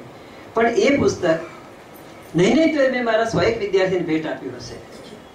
નીતિન વડગામાના વાઇફને જ્યારે ડિપ્રેશનનો સવાલ ઉભો થયો ત્યારે મેં ચોપડી ભેટ મોકલી કે આનું કંઈક તું વંચાવ, કાં તો સાથે બેસીને વાંચ. એની પાસે એક વિધાયકતા છે, સર્જનાત્મકતાને પોષવાની એક શક્તિ છે. એનો બીજો અનુવાદ થયો છે, પ્રમાણમાં નબળો છે. આપણે નિંદા નથી કરતા, પણ ખબર તો પડે ને. તો હજી ઘણા બધા પુસ્તકો, ઘણી બધી કવિતાની પંક્તિઓ, ઘણા બધા નાટકો. એક બહુ મોટો અમેરિકાનો સંગીતકાર, ગાયક ને રચયિતા, બાર તો આલ્બમ બહાર પડ્યા. પ્લેટિનમ નામનું કોઈ આલ્બમ ત્યાં બહાર પડ્યું. અને પછી એની સખી સાથે, ત્યાં તો સખી ગર્લફ્રેન્ડ, એને લઈને હવાઈ ટાપુ પર હવા ખાવા ગયો. ત્યાં જઈને કંઈક અસ્વસ્થતાનો એવો અનુભવ થયો. એટલે પેલી બેનને કહ્યું, તું જા ભાઈ, હાથ જોડીને, મને સારું નથી લાગતું. આપણી ગુજરાતીમાં કે મને કંઈ સારું નથી લાગતું. પેલી બિચારી સમજ નહીં પડી, પણ સાચો પ્રેમ હોય એટલે એમ કે એને સારું લાગે તેવું આપણે કરવું. એટલે એ તો ચાલી આવી. પેલો બિચારો હંતાકમાં પીડાતો ઘેર આવ્યો અને એ લખે છે કે મારાથી એક દ્રાક્ષનો દાણો પણ ખાવા જેટલી શક્તિ નથી. કોણ જાણે શું થઈ ગયું છે. પછી ફાંફા મારતા એક ખાટલા નીચેથી એક ચોપડી મળી આવી. એનું નામ છે સિદ્ધાર્થ. એકી બેઠા કે વાંચી ગયો. સવારે 5:30 વાગે પૂરી થઈ ગઈ. પછી પણ જરાક ચેન તો નહોતું પડતું, એટલે વળી કઈ માથાના પાંગત આગળથી, માથાના ઓશિકા નીચે બીજી ચોપડી હાથમાં આવી. એન્ડ ઓટોબાયોગ્રાફી ઓફ યોગી. અદ્ભુત ચોપડી. એ બેને કારણે એ કઈ એવો બેઠો થઈ ગયો ને પછી જેણે ગીત ગાયા, જે રચના કરી, તેમ કે છે કે એક વાર જ્યારે મેં એક ગીત ગાયું ને રચના કરી અને સામે 12 વર્ષની એક કન્યા બેઠી હતી, એની આંખમાં જે મેં ચમકારો જોયો ને, તેમાં 12 આલ્બમનો સરવાળો જોયો. અદ્ભુત પુસ્તકો છે આવા. એક છોકરી બેબી સિટિંગ કરવા જાય, ત્યાં એક ચોપડી વાંચી. તેની અંદર એટલું જ આવતું હતું કે ફલીકરણ કેવી રીતે થાય, ખેતીમાં કામ કરે, પશુઓમાં જન્મ થાય તે જોયું. એને થયું કે ચાલ આપણે નર્સ થઈએ. એ નર્સ થઈ અને પછી આખો વખત જન્મતા બચ્ચાને મદદ કરે, માને મદદ કરે. તેમાંથી એને સરસ પુસ્તક લખ્યું, સર્જન શું છે તે હું સમજી વટકું. કારણ કે બીજો કોઈ રસ્તો નથી. પુસ્તકો, લેખકો અને આપણી સમક્ષ આખો દરિયો આવી ગયો. ખાસ આમ જો કેવું હોય તો એમાંથી આપણે કેટલું પાન કરીએ, કેટલું મેળવીએ અને કેટલો વિચાર કરીએ એ આપણા પર રાખે છે. એ કેવું નહીં, વિકલ્પ આપણી પાસે હોય જ, એટલે કયો વિકલ્પ આપણે પસંદ કરીએ તે. પણ મને એવું ચોક્કસ લાગે છે કે સાહિત્ય પાસે જવાથી એક એવી થેરપી છે કે જેમાં આપણને આનંદ આવે છે. કિરણ જયારે કવિતા લખે ત્યારે એને મજા જ આવે, પણ જે વાંચે ભાવક તેને પણ મજા આવે, પણ સાથે સાથે જીવનના બીજા અર્થો પણ સમજાતા હોય. એક સર્જક જયારે કંઈ લખતો હોય, મેં તો ઘણી બધી વાર્તાઓ વાંચી છે, વાર્તાઓ લખી છે કે જેમાં હું એક આમ આત્મશ્લાઘા પણ કે ન પણ કેવું છું, એટલે થેરપી ક્યાં કામ કરતી હોય. એક બહુ મોટા આપણા ગજાના ઉદ્યોગપતિની એક શાળા કતાગામ રોડ પર ભાષણ કરવા ગયેલો. ભાષણ પૂરું થયું અને એક બેન આમ ઝડપથી દાદર ઉતરો ત્યારે આવ્યા અને મને પગે લાગ્યા. મેં કહ્યું, જો બેન, હું કે પગે લાગે એવો માણસ નથી, સામાન્ય માણસ છું. એટલે ના એમ કે એનું કારણ છે કે આ શાળામાં મને દરરોજ ટોર્ચર કરવામાં આવે છે અને દરરોજ મને આપઘાતના વિચાર આવે. મને એમ થાય કે હું મરી જાઉં, કારણ કે આમાં જીવી શકાય એવું નથી. આ આખા જે કીધું ને અશ્વિનભાઈ કે સર્વપ્રથમ આમ પેલી આપણી પાસે ભીષણ આમ બધું ખોલ્યું, તેમાં જીવી શકાય એવું નથી. કારણ કે તમારા જે હું લેખ વાંચું છું, મેં તમારા 5 લેખો મારી પાસે રાખેલા છે. જ્યારે પણ મને એવું થાય ત્યારે હું વાંચું અને મારા આપઘાતનો વિચાર સમજી જાય.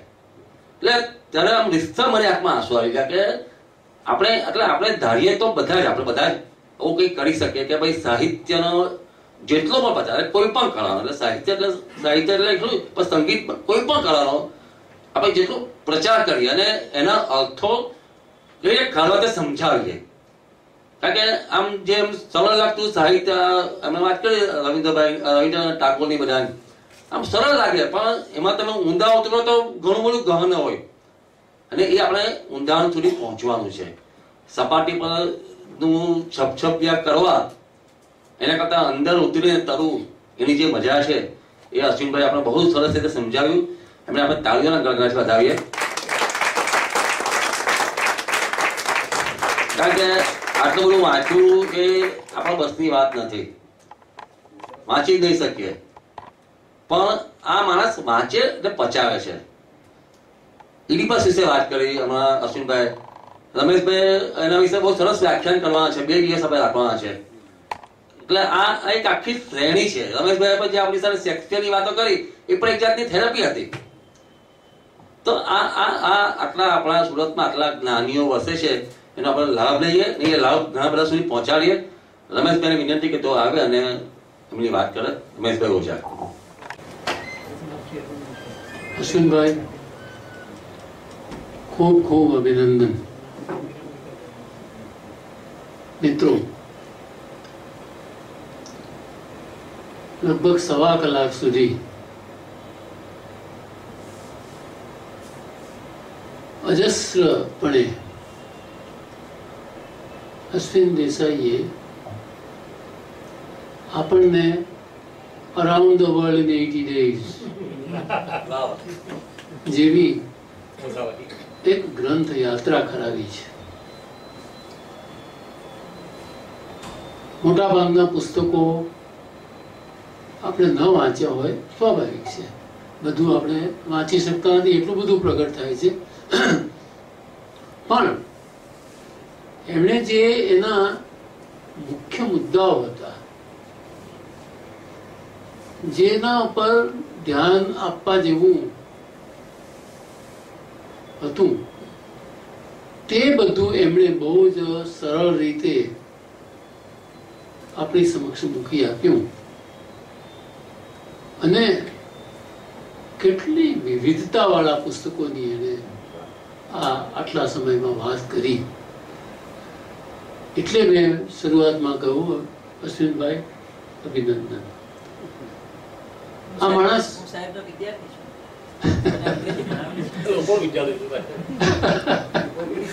બરાબર, હાજી હાજી.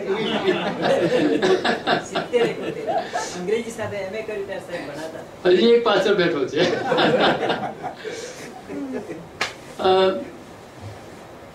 એ તો ઠીક છે, પણ અશ્વિનભાઈ જેવા વિદ્યાર્થીઓ મળે, આ ઘેરે ઘેર જઈને વાર્તા કહેનારા જનક જેવા વિદ્યાર્થીઓ મળ્યા હોય, આ સાહિત્યમાં મોડે મોડે પણ સારું એવું પ્રદાન કરે એવી વિદ્યાર્થીની મળી હોય, તો લાગે કે આપણે કંઈક કર્યું સાર્થક રીતે.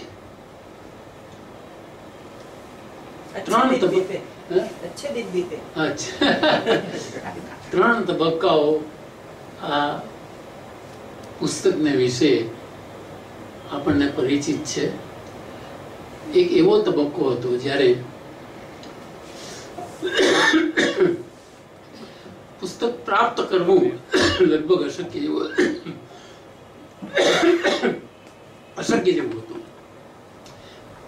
છપાય જ નહીં, અને હસ્તપ્રતો કેટલીક બને, એટલે તમારે બધું કંઠોપકંઠ આવે તે બધું સ્મૃતિમાં સંગ્રહી રાખવું પડે, તો જ તમે પુસ્તકનો પરિચય પામી શકો. પણ એ બધાની ક્ષમતાની વાત નથી. એટલે ત્યારે પુસ્તકનો જે પ્રચાર પ્રસાર તે અત્યંત મર્યાદિત હતો, અને અત્યંત મર્યાદિત લોકો સુધી જ એ પહોંચી શકતો. ભલું થજો કેક્સ્ટન 16મી સદીમાં એણે મુદ્રણ કળાની શોધ કરી. શેક્સપિયર ની પછી આવ્યો એવું લાગે છે કેક્સ્ટન 16મી સદીમાં, પણ એણે આજે મુદ્રણ કળાની શોધ કરી, અને એમાં પછી જે પુસ્તકોની ઉપલબ્ધતામાં જે ક્રાંતિ આવી તે અદભુત રહી. આજે આપણે છેલ્લા 20 વર્ષથી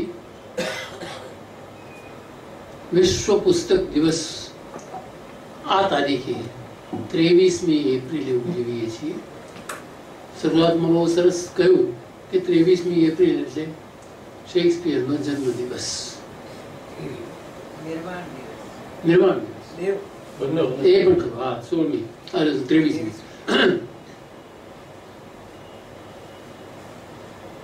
કેટલો મહાન સર્જક થઈ ગયો આ દુનિયાનો. આખી દુનિયા એની ઓસિંગણ થઈ.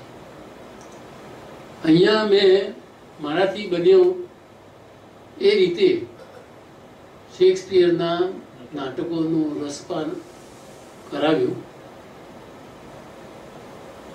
પણ એનો પાર પામી શકાય એવો નથી.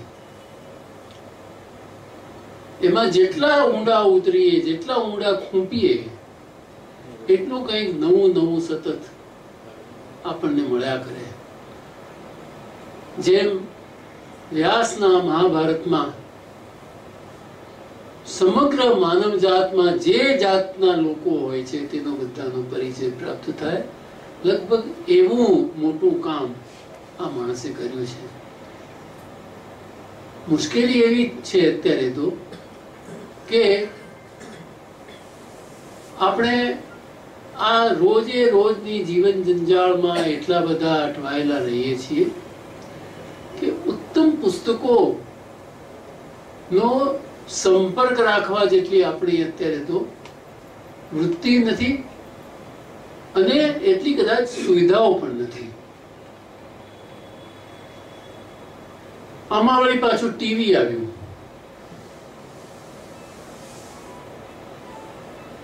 એને તો સત્યાનાશ વાળી નાખી, એમ કહું તો અતિશયોક્તિ ના કહેવાય. આટલા ભૂલકાઓ નાના નાના, હજી તો આજે જમતા શીખ્યા નથી, અને સામે બેસીને પેલા કાર્ટૂન ચિત્રો જોયા કરે. નશો. મારો પૌત્ર છે, જમવા બેસે ત્યારે ટીવી સામે ચાલુ હોવું જોઈએ. છે વાંચનારો છે, 1000 પાનાનું પુસ્તક 2 દિવસમાં પૂરું કરી શકે એટલો વાંચનારો છે. ઉંમર માત્ર 13 વર્ષની. પણ આ જે વળગણ છે, આ જે વ્યસન છે, એનાથી આપણી આ ઉછળતી પેઢી ને બહુ મોટી હાનિ થઈ છે. તે આજે કદાચ એટલો બધો આપણને ખ્યાલ નહીં આવે, પણ મને લાગે છે કે 25 વર્ષ પછી આપણે એમ ઈચ્છીશું કે આ ડબલાને તોડી ફોડીને ફેંકી દઈએ. કોઈ ફેંકવા નથી દેવાનું, એ પણ હકીકત છે. Idiot box. તમને ઇડિયટની જેમ તમે એની સામે જોયા કરો અવકાશીને. મેં છોકરાઓ જોયા છે, ખાવાનું ભૂલી જાય, સતત યાદ કરાવવું પડે, દીકરા ખા, દીકરા ખા. અને આપણને બહુ મોટી હાનિ પહોંચાડી છે. પણ હવે ટેકનોલોજી આગળ જતી જાય છે, શું કરીએ? કમ્પ્યુટર આવ્યું, એના ઘણા લાભો છે, કોઈ ના પાડી શકે એમ નથી. પણ એને જે રીતે ઇન્ટરનેટ ઉપર પુસ્તકો ઉપલબ્ધ કરવા માંડ્યા છે, એને કારણે આપણે જે આમ લઈને જે કરતા હતા, ખુરશીમાં બેસીને કે ટેબલમાં બેસીને, તેની ટેવ આપણને છોડાવી દીધી. હું એમ નહીં કહું કે એમાં સારા પુસ્તકો નથી મળતા, પણ આજે પ્રિન્ટને સામે રાખીને જે પુસ્તક વાંચવાની ટેવ છે આપણી, એની સાથે એની પેલાની તુલના થઈ શકે નહીં. ઇન્ટરનેટની એમાં પણ પ્રિન્ટ જ આવે છે, પડદા ઉપર પ્રિન્ટ આવે છે, પણ એની કોઈ સંજોગોમાં તુલના થઈ શકે એમ નથી. આપણા પુસ્તકાલયોમાં કેટલી વસ્તી જાય છે. પુસ્તકાલયો ની અંદર પુસ્તકો કબાટોમાં કેદ થઈને પડ્યા રહે છે, ક્યાં કોઈ ઉછળનારું નથી. આવી આપણી શોચનીય દશા થઈ ગઈ છે. અને એની વચ્ચે આપણે આ વિશ્વ પુસ્તક દિવસ ઉજવીએ છીએ. એક સારા સમાચાર આજે મેં વાંચ્યા કે આ દુનિયાની અંદર આજે અત્યારે જે વાંચનના થી વિમુખ થવા માંડી છે દુનિયા, તેમાં પણ ભારતના લોકો સૌથી વધુ સમય વાંચવામાં કાઢે છે.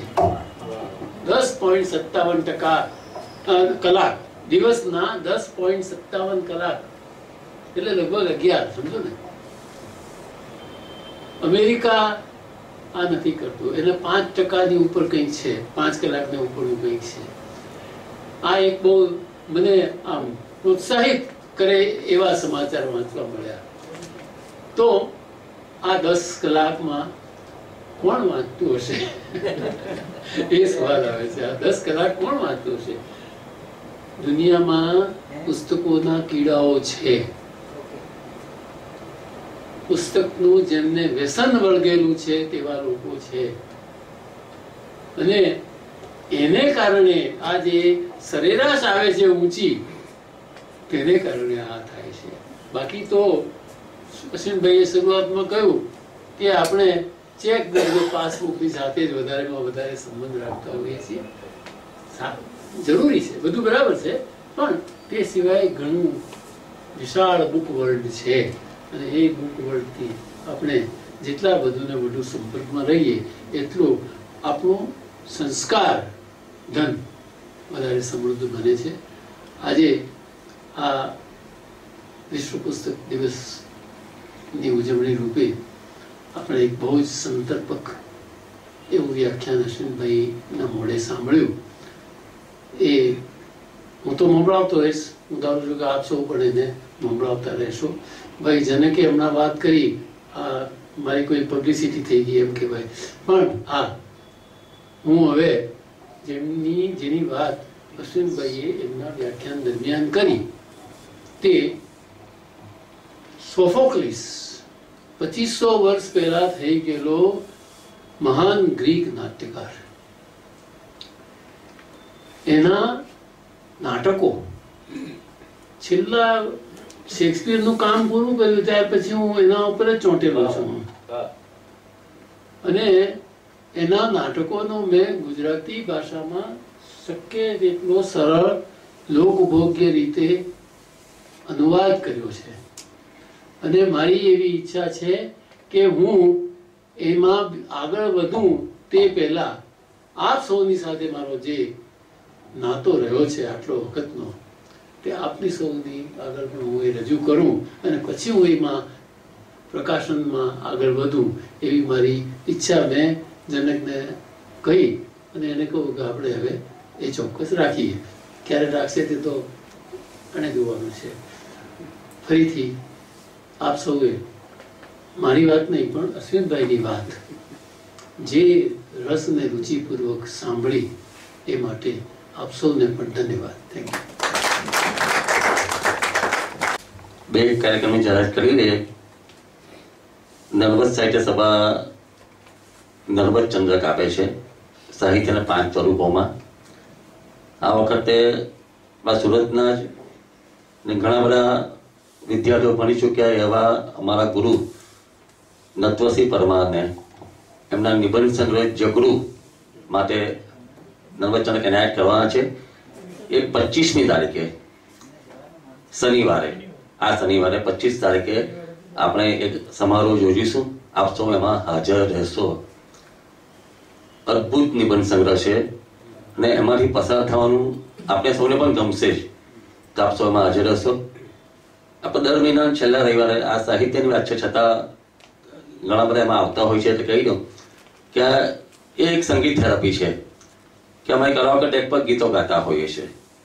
આ વખતે શશી કપૂરને દાદા સાહેબ ફાળકે એવોર્ડ મળ્યો તે એના ગીતો અમે રવિવારે 26 તારીખે 5:30 કલાકે ગાઈશું. એ લગભગ 3-3.5 કલાકનો કાર્યક્રમ હોય છે અને આખો હોલ ફૂલ હોય છે. તો આપ સૌ બંને કાર્યક્રમમાં હાજર રહેશો. અશ્વિનભાઈનો ખૂબ ખૂબ આભાર. અને એટલે એ ઘણા બધા એમના તો ઘણા બધા સ્વપ્નો છે ને એ સપનો સાકાર થાય એમ પણ આપણે ઈચ્છીએ. પણ એમણે એમ કહ્યું છે કે હું છે ગીતા પર પ્રવચન આપવાનો છું. એટલે હું ચોક્કસ માનું છું કે ગુણવંત શાહની ગીતા અને અશ્વિન દેસાઈની ગીતા અલગ હશે. હા, તો આપણે એ કાર્યક્રમ બહુ સરસ ઝડપથી રાખીશું અને રમેશભાઈ તો આપણે મહિના પહેલા પણ લઈ લઈશું. એની પર મજા આવશે કારણ કે એ એક અલગ પ્રકારનું આખું નાટક છે. તો આપ સૌનો ખૂબ ખૂબ આભાર. અશ્વિનભાઈ અને રમેશભાઈનો આભાર. આપ સૌનો આભાર.